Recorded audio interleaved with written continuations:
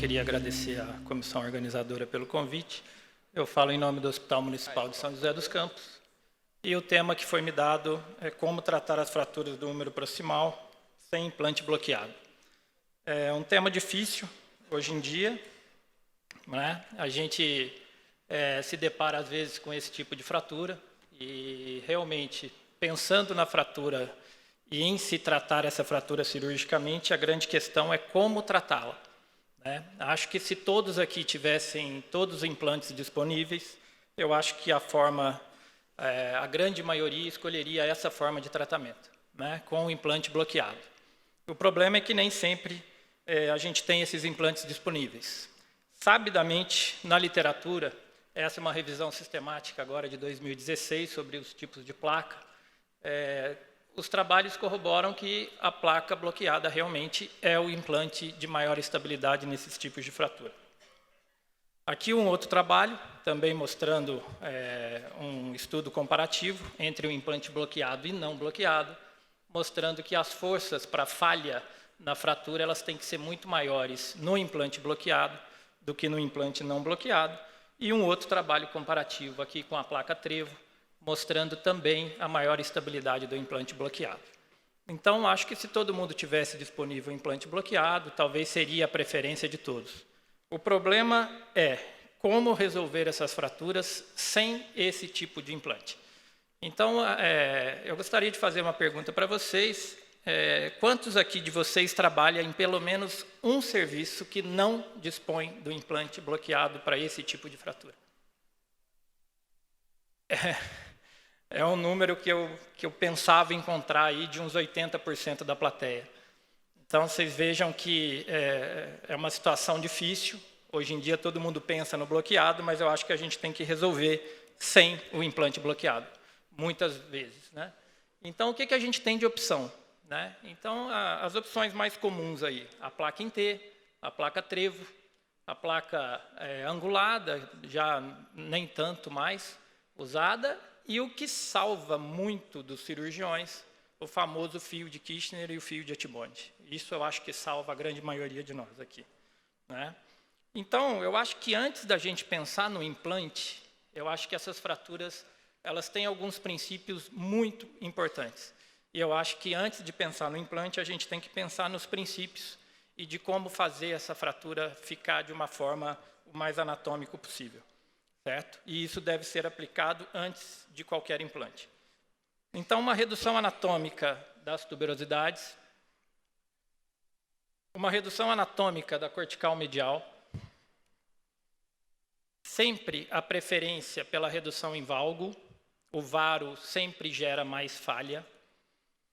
A grande importância do parafuso no chamado cálcar medial, para ajudar nessa estabilidade. A colocação correta da posição da placa e sempre o amarrilho do manguito, seja a placa, seja ao fio de Kirchner, certo? Lembrando que, sem os princípios, a placa bloqueada não salva a sua fixação. Então, se você não fizer os princípios da forma correta, mesmo com a placa bloqueada, você gera falha e, com essa falha, os maus resultados, certo? Então, pensando nos implantes convencionais, esse é um trabalho da literatura, comparando até com outros trabalhos com a placa T, que geram bons resultados, satisfatórios. Porém, esses resultados satisfatórios são sempre melhores nos pacientes jovens com boa qualidade óssea e nas fraturas em duas partes. Eu fiz um trabalho em 2010 no meu serviço, onde nós operamos 25 casos de fraturas do húmero proximal com a placa em T, 12 fraturas do tipo 2, 10 fraturas em 3 partes e 3 fraturas em 4 partes, e encontramos os mesmos resultados. As fraturas iam muito bem no tipo 2, paciente jovem e 2 partes. Porém, nas fraturas em 3 e 4 partes, o índice de complicação era muito alto. E aí, às vezes, a gente tem que lançar mão dos fios de Kirchner, né, e o amarrilho com Etibond. Aí tem várias técnicas descritas na literatura, capange, a banda de tensão da O, a pinagem percutânea ou a pinagem tradicional, por via aberta, que é a minha preferência, certo? Então, vou mostrar um pouquinho de como eu faço isso. Esse é um paciente de 48 anos, uma fratura do colo anatômico, desvio em varo, com split da cabeça, um pequeno split da cabeça e um desvio da grande tuberosidade. Paciente de 48 anos, ativo. Você vai fazer como? Não tenho implante bloqueado, certo? Mas é o que eu falei. Fazendo e utilizando daqueles princípios de uma boa redução das tuberosidades, a valgização da cabeça, a colocação correta dos pinos, a redução do córtex medial, você consegue, sim, um bom resultado, muitas vezes. Certo? Aqui um outro caso, 54 anos, feminino, ativa, com um deslocamento bem anterior da diáfise, empurrando ali a região da cabeça. É um caso que foi feito com a placa, foi utilizada a placa, e aí, utilizando-se os princípios de forma correta, essa paciente também evolui bem. Então, na nossa experiência, o que eu posso passar para vocês do implante convencional nesse tipo de fratura? Que a placa em T ou a placa trevo, ela é melhor utilizada nas fraturas com boa qualidade óssea, fraturas em 2 partes, e as fraturas em 3 partes com o fragmento grande da grande tuberosidade. Fragmento cominuto ou fragmento pequeno, essas fraturas, essas placas geram mais complicação.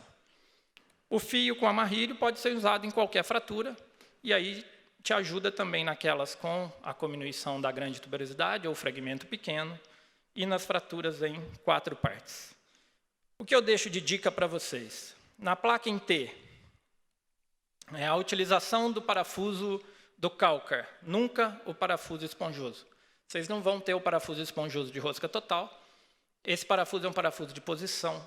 Tentem utilizar sempre o parafuso cortical, para que ir sempre numa região que ele consiga fazer a pega tanto na cortical lateral quanto no córtex inferomedial da cabeça. E aí você consegue uma melhor estabilidade.